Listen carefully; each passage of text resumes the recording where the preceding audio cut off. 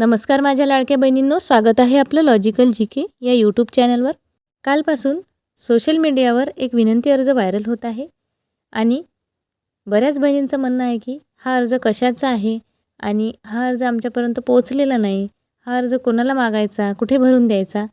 तर असे प्रश्न बऱ्याच बहिणींच्या मनामध्ये आहेत आणि या अर्जाची खात्रीशीर माहिती आपण इथे आता सविस्तर जाणून घेणार आहोत। तत्पूर्वी चॅनलवर नवीन असाल आणि चॅनलला अजून सबस्क्राईब नसेल केलं तर प्लीज चॅनलला सबस्क्राईब करत चला, म्हणजे अशाच नवीन नवीन अपडेट्स तुमच्यापर्यंत सगळ्यात आधी पोहोचतील। तर इथे विनंती अर्ज दिलेला आहे प्रति जिल्हा व महिला बाल विकास अधिकारी साहेब आणि विषय दिलेला आहे मुख्यमंत्री माझी लाडकी बहीण योजना बंद झालेला लाभ पुन्हा सुरू करण्यासाठी अर्जदार आधार क्रमांक इथे पत्ता टाकायचा आहे।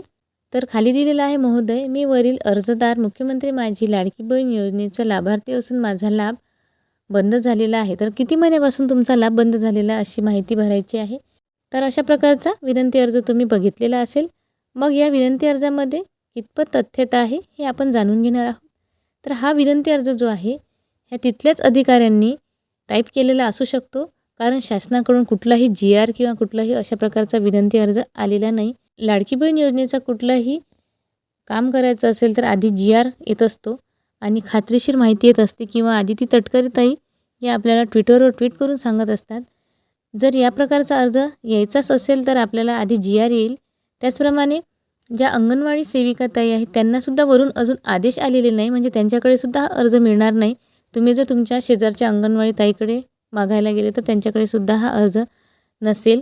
मग हा फक्त अर्ज मोबाईलवरच आपल्याला बघायला मिळत आहे। तर हा सोशल मीडियाच्या माध्यमातून कोणीतरी टाईप केलेला अर्ज आहे आणि सध्या हा अर्ज भरायची तुम्ही घाई करू नका, कारण आपल्या महिला बाल विकास मंत्री आदिती ताई यांनी सांगितलेले आहे की ज्या आपल्या अंगणवाडी सेविका ताई आहेत त्यांच्यामार्फतच आपली KYC होणार आहे।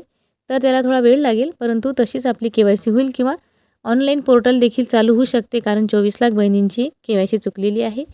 तर यामध्ये बरीचशी माहिती दिलेली आहे की तुमच्या घरामध्ये 4 चाकी गाडी आहे का, तुमच्या घरात कोणी सरकारी नोकरीवर आहे का, तुमचं उत्पन्न 2.5 लाखाच्या आतमध्ये आहे का, अशा प्रकारची माहिती दिलेली आहे। आणि ती माहिती इथे आपल्याला जी खरी माहिती आहे तीच आपल्याला भरायची आहे, कारण आपला आधार कार्ड नंबर टाकल्यानंतर आपली पूर्ण माहिती त्यांच्याकडे जाते।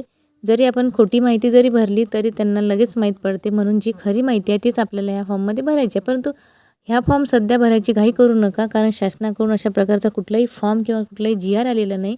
जेव्हा काही GR येईल तेव्हा आपल्या चॅनलवर आपण सविस्तर व्हिडिओ घेऊन येऊ। सध्या KYC दुरुस्तीची पोर्टल किंवा पद्धत अजूनही सुरू व्हायची आहे, त्यामुळे असे फॉर्म बघून ते घेऊन ते भरून घाई करायची नाही आहे। आपल्याला खात्रीशीर माहिती आपण आपल्या चॅनलवर देत असतो। जेव्हा अशी अपडेट येईल की KYC दुरुस्तीचं पोर्टल चालू झालं किंवा अशा प्रकारचे फॉर्म निघाले तर सविस्तर व्हिडिओ आपल्या चॅनलवर येईल आणि त्याचप्रमाणे तुम्हाला सविस्तर व्हिडिओ आल्यानंतर फॉर्म भरायचा आहे, म्हणून फॉर्म भरायची घाई करू नका। आणि अजून KYC सुरू व्हायची आहे, जेव्हा KYC सुरू होईल तेव्हा तुम्हाला व्हिडिओच्या माध्यमातून कळवलं जाईल। कालपासून सोशल मीडियावर हे फॉर्म बघून बहिणींच्या मनात आणखी गोंधळ निर्माण झालेला आहे की आमच्याकडे हे फॉर्म आलेलेच नाही, आमच्याकडच्या अंगणवाडी सेविका म्हणत आहे की आम्हाला वरून आदेश नाही।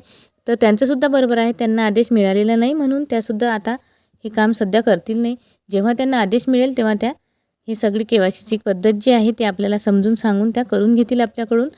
तर मैत्रिणींनो, अपडेट महत्त्वाची आहे, खात्रीशीर माहिती आहे आणि ही महत्त्वपूर्ण खात्रीशीर माहिती सगळ्या बहिणींपर्यंत जास्तीत जास्त शेअर करा आणि व्हिडिओला लाईक करायला विसरू नका। जाता जाता चॅनलला पटकन सबस्क्राईब करा। पुन्हा भेटू अशीच एक महत्त्वपूर्ण माहिती घेऊन, तोपर्यंत धन्यवाद।